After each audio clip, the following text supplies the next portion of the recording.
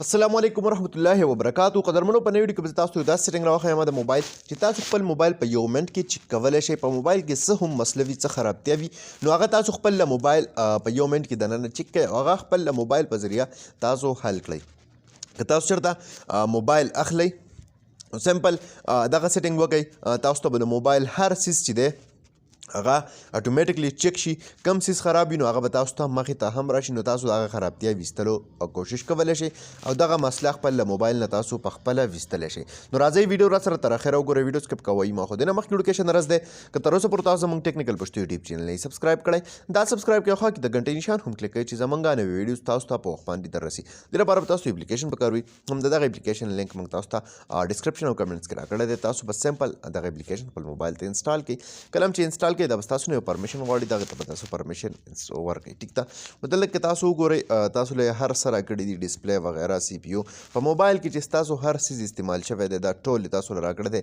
سیسټم اپلیکیشن، سیسټم انفارمیشن، ایپس، هر څه چې دی هغه یې راکړي دي. دې سره سره بیټري هیلث هم تاسو دلته کې چک کولی شئ. دغه شانتې که تاسو راشئ فردر سیټینګز له نو تاسو به سمپل څه وکئ، اوس اولنی کوم آپشن چې تاسو ته په ټاپ باندې راځي، ټیک ده، دا وګورئ دلته کې اوس د دې ځای نه تاسو دا هارډویر چک کو. ټیک ده، اوس که تاسو وګورئ نو اولنی کوم آپشن چې ما تاسو ته وښودلو هغه آپشن نه څه شي، هغه به تاسو سمپل په ریسرچ باندې یو پلی بټن تاسو ته ښکاري.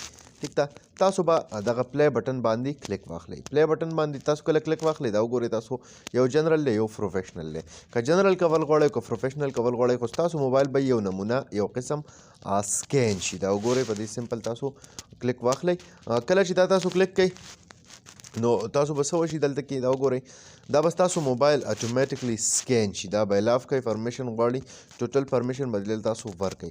مطلب کې دا وګورئ تاسو سره ټوټل ستاسو موبایل کې چې څه هم استعمالیږي یا څه شیز هم دی دا ټول دلته کې ټیسټینګ روان دی. دا هر څه چې دی هغه تاسو له دلته کې څه کېږي سکین کېږي. دا چې کله هم سکین شي چې دی کې یو څیز هم خراب وي، معمولی شان مایک وي یا هر څه وي، نو دغه به تاسو ته دلته کې ووایي چې ستا موبایل کې دا څیز خراب دی وایي او دا تر دې ټایم په دې طریقې سره دا سیټ کړه. دا وګورئ دلته کې مکمل ستاسو د موبایل پروسیسر هر څه چې د فریکوینسیز پرفارمنس مکمل دا به څه شي یو قسمه سکین به شي، واش به شي. د دې نه بعد بس تاسو د موبایل چې څه هم خرابتیا وي دغه خرابتیا تاسو له دې ځیږي نه ویستلی شئ. دا وګورئ آوټر هارډویر، ټچ سکرین، ډسپلی، چیک اپ، بیک کیمرا، فرنٹ کیمرا، سپیکر، مایک، فلیش، ہوم بټن چې څه څیز هم دی نو دا ټول تاسو له دلته کې څه کړو دا وګورئ ریپورټ راغی. ټیک ده، دا وګورئ مطلب یو قسمه ستاسو موبایل سکین شو.